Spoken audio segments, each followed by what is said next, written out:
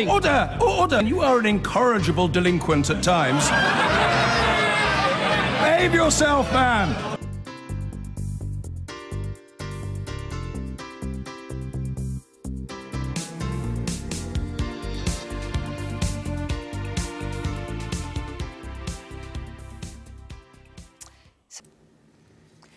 Scientists say they've taken a step towards one of the biggest goals in medicine, a single blood test for all types of cancer. A team in America has trialled a method that detects 8 common forms of the disease without the need for invasive biopsies or operations. Their vision is an annual test designed to catch cancer early and save lives. Here's our medical correspondent, Fergus Walsh. It is 10 years since Ali was diagnosed with pancreatic cancer. It is rare for anyone with the disease to survive that long. There is no screening program, so tumours are usually found too late. A blood test would make a big difference. If we are able to get more people diagnosed sooner, like me, then it's going to make me feel a lot happier. There are only 1% of us who are surviving, like me, to 10 years. And it is a bit of a lonely place. There aren't many of us around, and I would really like pancreatic cancer to become more of a chronic disease rather than such an acute, deadly disease as it is now. Scientists at Johns Hopkins University in Baltimore have made significant progress towards a blood test for cancer. The team examined blood samples from around 1,000 cancer patients. They had one of 8 different common cancers: lung, liver, pancreas, colon, esophagus, breast, stomach or ovary. Now, cancer cells shed bits of DNA which circulate in the blood, so the test looked for 16 gene mutations and 8 protein biomarkers. Overall, the blood test found 70% of the cancers, but that success rate fell to just 40% with small early-stage cancers. And this is when you'd want tumours detected when there is the best chance of a cure through surgery. So a reliable blood test for cancer is some way off. But the Francis Crick Institute in London, which is pioneering research in this area, believes it will come. I'm almost certain that in the next 5 to 10 years we will see tests like this become much more routine in clinical practice to help us diagnose tumours earlier and help us to increase the cure rates for patients suffering from cancers. The American cancer blood test costs around £350 per patient, and each positive result would need further investigation, so the burden on the NHS would need to be weighed against the benefits of early treatment and lives saved. Fergus Walsh, BBC News. Scientists are hailing a new blood test that is being used to detect cancer for the first time. It's hoped that one day it will be able to spot some of the disease's deadliest forms early enough to save lives. One mother told ITV News how her daughter died after her pancreatic cancer wasn't spotted until it was too late. Geraint Vincent reports. Photographs of Gemma Harrison's too short life are gathered together on her mum's living room wall. She was just 26 years old when she started to feel pains in her stomach and then her back. The following year, her pancreatic cancer was eventually discovered after an operation, but by then it was too late. If Gemma had been offered a blood test that could have detected this cancer 6 months before she really had her diagnostic procedure, then we might have even still had her here today. She had everything to live for.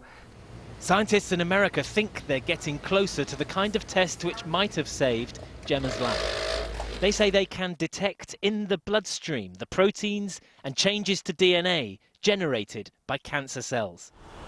As our population grows and grows older, so the number of cancer sufferers will increase. And at the moment, the techniques we have for identifying and monitoring the disease are expensive and difficult. They involve surgery and scans. Blood tests, though, are cheap and easy, and this new research is a step towards using them to transform cancer treatment. The test in America was trialled on more than 1,000 cancer patients, and it identified 8 different types of the disease, including breast, lung and pancreatic cancer. It had an overall success rate of 70%. We don't know yet if this blood test can improve cure rates.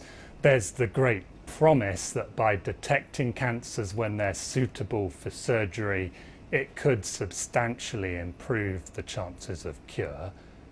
But we don't know that yet. And that's what a lot of further research in the years to come are going to be needed. Cancer is so much more treatable, more survivable when it's caught early. A simple blood test might one day save countless lives. Geraint Vincent, ITV News.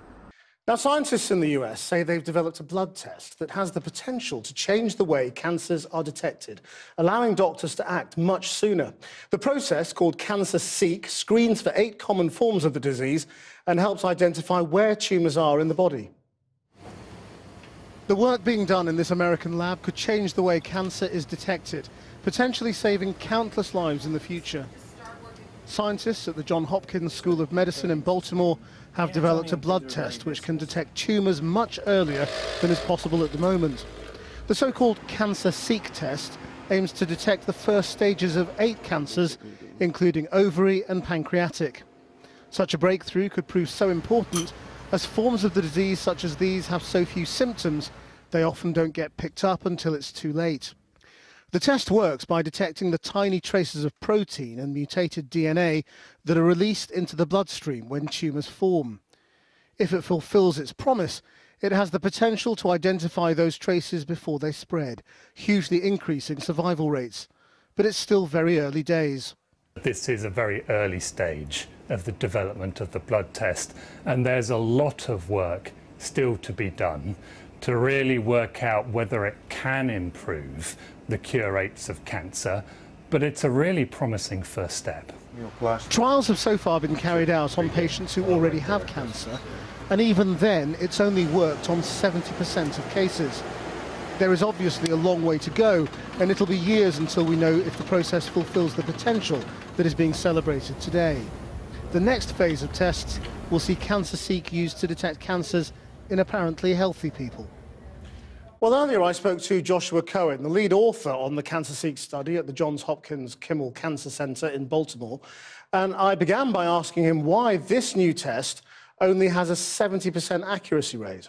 Right. So the test is by no means perfect, but we, you know, we're not striving for a perfect test. There is no perfect screening test. The perspective that we take is a glass half full approach, in that these are patients who potentially, if this test were eventually implemented, would have otherwise been undetected. And catching these patients early can be potentially life-saving. So yes, by no means the test is perfect, but we are very excited about the promise that it can detect a large proportion of patients, and hope that with time the test will only continue to improve. And so just to clarify that, you don't think a perfect test is actually possible? Well, it depends on sort of how you define perfect, but what is really important for any screening test is, one, how well it can detect the patients that we're trying to look for. But it's also very, very critical to also have a very low number of false positives, because the last thing we want to do is to be inadvertently telling healthy individuals that they might have cancer, when indeed that's not the case. And so there's a balance between those two different opposing forces. What do you need to get this test from its current stage into a, mass usable form? So what's really critical as the next step is a large-scale prospective study of tens of thousands of healthy individuals, where we can really test the CancerSeek's performance and really demonstrate that there is a real survival benefit to be gained from such a test. And will this cost a lot? So we estimate that in the future, the cost of the test will be comparable to other screening modalities like colonoscopy or mammography, and that's around $500 or so. And we put a lot of time and effort into trying to make this test both perform well, but also that it would be an affordable test that could be implemented at a large scale. And when do you hope that this test will be generally usable?